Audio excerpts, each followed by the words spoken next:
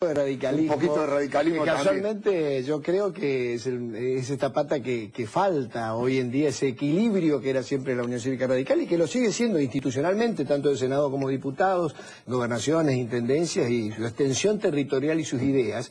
Creo que usted hablaba de diálogo, por ejemplo, y bueno, creo que es un elemento fundamental el radicalismo hoy para que comience un diálogo que no lo está haciendo el gobierno. En momentos difíciles de diálogo, en coincidencias y en confrontación también.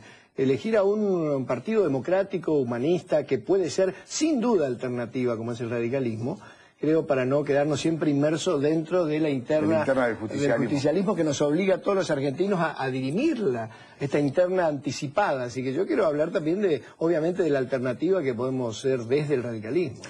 Pero yo lo presentaba, está bien, ahora lo vamos a conversar, por supuesto, pero yo decía recién al comienzo que tenía usted en común con Omar Plaini, y había mucha gente que no había registrado que, bueno, yo lo pude ver en la plaza allí, en el acto de Hugo Moyano. ¿Cómo toma esa decisión? ¿Por qué va al acto de Moyano? ¿Y qué le dice al resto de sus correligionarios del radicalismo? Pero por supuesto el radicalismo, un partido nacional y popular, como lo es también el justicialismo, tiene que tener una agenda para los trabajadores. Así lo entendí yo desde el primer día que estuve en el Senado, que presenté las sumas no remunerativas, el proyecto de sumas no remunerativas para incorporar al básico de los trabajadores, o la integralidad del salario a través de las cuentas sueldo, que se hizo ley, que fue reglamentada por el Poder Ejecutivo, y ahora el proyecto que tenemos en el bloque, también de mi autoría y de otros senadores, como Naiden o Martínez, etcétera, y otros senadores que hay proyectos de aumentar el mínimo no imponible. La presidenta dijo que hay 1.800.000 trabajadores aproximadamente que están pagando ganancias, pero en el 2013 había 498.000. Claro. Y ahora con los alquileres, con los aguinaldos en las provincias, se va a incrementar mucho más, resulta injusto. Y hice mucho para que casualmente el radicalismo se reúna con la CGT, con la CTA también, aunque nos gustaría ver un movimiento obrero unido para ser un interlocutor válido. Y cómo no vamos a tener coincidencias. Los grandes partidos nacionales en la defensa de los trabajadores, en la defensa de los derechos de los trabajadores o en otros temas, tenemos que tener coincidencia. Y eso tiene que saber el gobierno, que no está dialogando en momentos tan difíciles de este mundo que se debate, como le decía yo un poco en chiste recién, entre salvar a los bancos o salvar a los bancos. Estamos viendo en Europa 30.000 millones de euros, acá ocurrió lo mismo, el país está un poco parado para pagarle los 2.500 millones de Bodén a los bancos que se hizo cargo el Estado Nacional. Ahora, senador Bertosa, ¿cómo lo trataron cuando fue ahí a la plaza, cuando lo veían los camioneros, los trabajadores peronistas? ¿Lo trataban bien? ¿Lo trataban bien? No, excelente. Yo tengo un diálogo excelente, pero no solo con Moyano, de hace mucho que cultivo este diálogo, en Corrientes también con los dirigentes de la CGT en Corrientes, y además con los trabajadores. ¿Y por qué no fueron el resto de sus correligionarios? Bueno, hubo un grupo, yo fui con la organización de los trabajadores radicales, sí, casualmente, con parte de la juventud radical. Y yo creo que esto pasaba por encima del tema de la interna justicia. Claro. Yo creo que nosotros tenemos que tener, y yo propicio que nosotros tenemos que tener permanente una agenda para los trabajadores desde el radicalismo. ¿Y por qué no nos comenta acá? Creo que es casi natural, ¿no? Un partido nacional, popular, de sus orígenes, además, de Hipólito Yrigoyen para acá, o Alén, hemos tenido agenda de Alfonsín también para los trabajadores. Aunque nos han hecho muchos paros, como decimos, pero nunca dijimos que fueron destituyentes, al contrario, respetamos el derecho de los trabajadores a hacer sus reclamos. ¿Y cuál es el corazón del proyecto que usted presentó respecto al mínimo no imponible?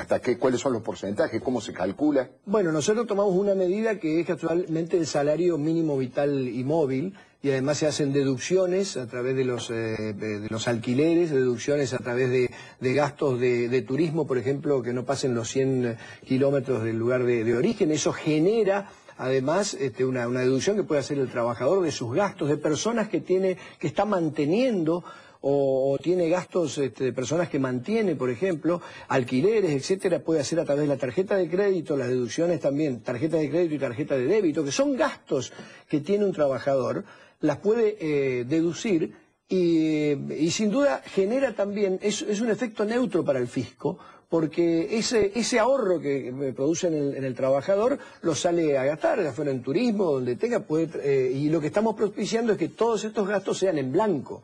Claro. Es decir, al blanquear esos gastos, el Estado puede obtener otros recursos a través de ese blanqueo. O sea que no hay un tope, no hay un mínimo, Sí, depende de la forma tenemos para calcular esa deducción, tanto las deducciones como el aumento del mínimo no imponible, lo hacemos a través de un parámetro que es el salario mínimo vital y móvil, Sí, ¿no es cierto? sí. Entonces, cuando aumenta el salario mínimo vital y móvil, también aumenta la asignación. Perfecto. Entonces, aumenta, digamos, como lo modificamos la alícuota desde el salario mínimo vital y móvil. Así lo va acompañando y no es que la inflación se va comiendo esa diferencia. Obviamente, yo creo, mire, la verdad que petuteo un poco, Sí, creo. por favor.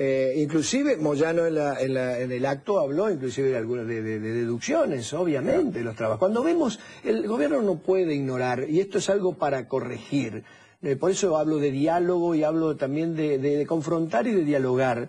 No puede ignorar que hay trabajadores que se presentaron a la justicia como un cajero en un supermercado porque su aumento se lo ha llevado ganancias. Es decir, y entonces hay un problema social grave que va a seguir creciendo y que creo que estamos a tiempo de corregirlo.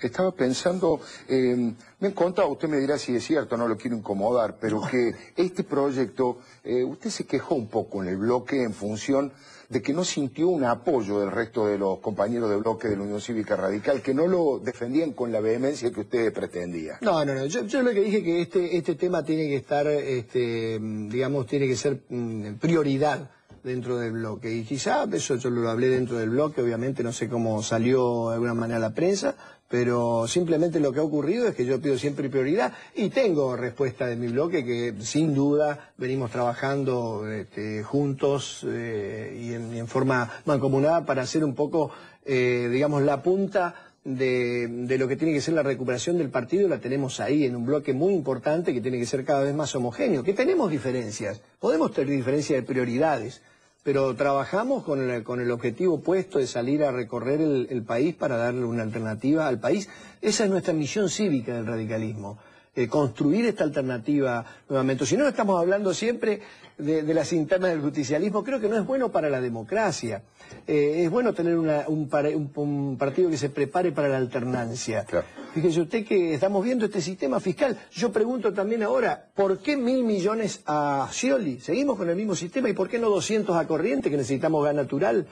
¿Por qué no 200 millones? Mire, a nosotros nos deben más de 750 millones de pesos por regalías de Yacyretá y Salto Grande. ¿Cuánto? Más de 700 millones de pesos por regalías de Salto Grande. Corrientes no tendría que pedir crédito para obtener gas natural, energía, obras de infraestructura, si tuviera este dinero. Y uno se pregunta, ¿y por qué sigue el sistema discrecional que antes era bueno y ahora es malo? ¿Por qué le dan 1.000 millones a la gobernadora de la provincia de Buenos Aires y por qué no a Corrientes, por ejemplo? Claro. Es decir, que ese sistema discrecional es el que sigue, el que ha mantenido el gobierno para alinear gobernadores, intendentes. Bueno, ese error... ese error es el que hay que corregir, y yo obviamente como senador tenemos que plantear, no podemos pasar por el Senado los senadores sin plantear el tema fiscal, sin plantear los recursos de coparticipación que hay que modificar, al menos constitucionalmente el 34% como dice la Constitución, incorporarlo el 15% del ANSES, porque si no siempre seguimos en el mismo sistema que más unitario que nunca. Ahora, yo creo que esto, tanto oficialismo como oposición tenemos que debatirlo en el Senado, quienes representamos a las provincias, para hacer un sistema más justo, más progresivo, como ocurre con ganancias de los trabajadores. Estaba leyendo que este viernes en los talleres de Tafí Viejo, en Tucumán, el radicalismo va a hacer una presentación de su programa, de su plan ferroviario. Sí. Y que van a estar todas las figuras del partido, el presidente, va a estar el ex vicepresidente Cobos, sí, Ernesto Sanz, todo el bloque completo, todo el bloque completo, tratando de mostrar una cuestión homogénea. En ese grupo, ¿quién usted lo ve con uñas de guitarreo para ser un posible candidato? Y bueno, hay varios. Un corazoncito, pero ¿usted con quién, digamos, simpatiza más de todos los posibles? Y yo la veo ahí con la iniciativa, ya con esa iniciativa de tener un proyecto nacional, el radicalismo da un gran paso.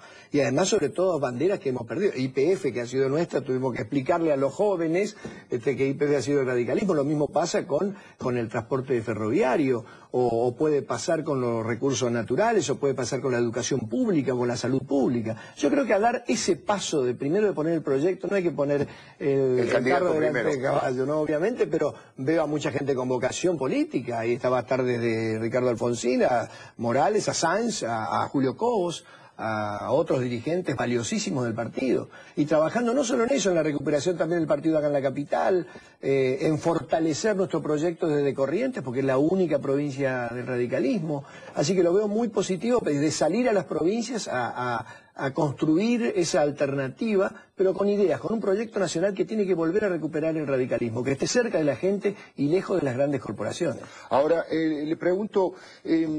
supongamos que esto se vaya consolidando. Obviamente la democracia necesita que se fortalezca en el resto de los partidos y que la democracia no sea una interna dentro del justicialismo como usted decía. Claro, nos obligan a veces a dirimir la interna del justicialismo en las elecciones nacionales. Y eso nos perjudica, por eso que siempre el peronismo está por venir, yo digo siempre, un poco en broma y un poco en serio. Nunca fueron ellos, yo te digo, no, fue Menem, fue Isabelita, fue Kirchner, y mañana dirán, fue Cristina, che, los estoy dejando, ahora van a hablar ustedes. Pero ya le va a tocar a los peronistas. Nosotros, no, con todo respeto lo digo, nosotros la sociedad nos castigó con el 2%, sí. Y ahora empezamos a construir aciertos. Y pagamos caro esa equivocación. Pero de 28 años de democracia, 8 años gobernó el radicalismo y 20 el justicialismo.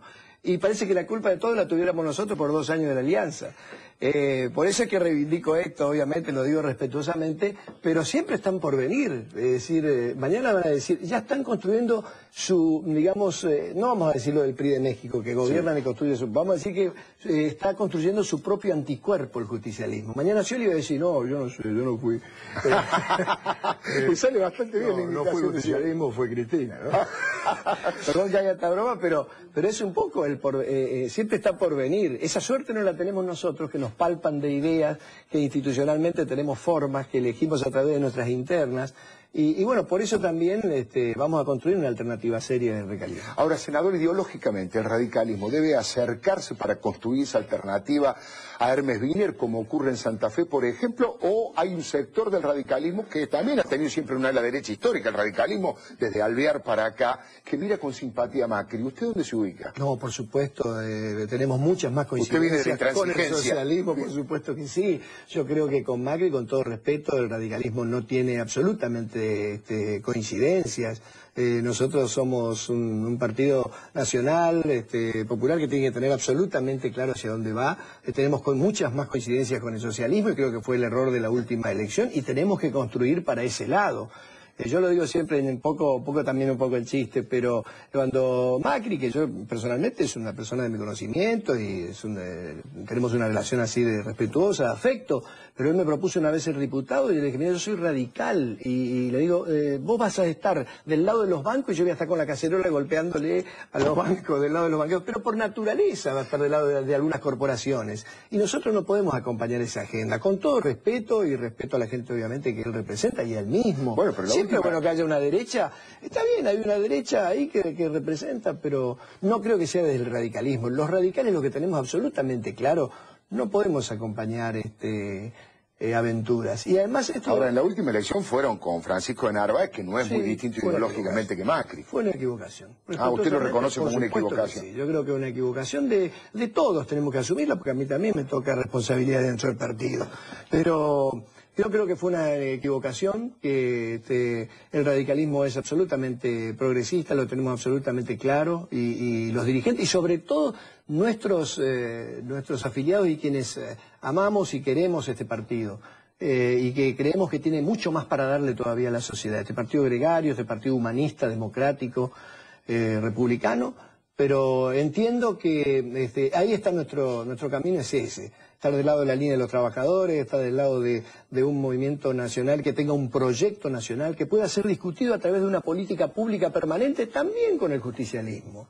Pero hay que tener absolutamente claro, yo les pido a los dirigentes radicales que construyamos para ese lado del progresismo. Ha sido muy interesante. Un día lo voy a invitar para hablar un poquito más profundo de cómo fue todos los problemas y las dificultades y los prejuicios y preconceptos, si es que los padeció, de su paso de la actividad artística a la política, porque creo que es una muy buena incorporación para la política usted, senador, y supongo que no habrá tenido pocas dificultades. Pero todavía hoy las tengo. Y todavía hoy la vida me cambió. Yo siempre digo, antes pedía que se vayan todos y ahora que no me dejen afuera.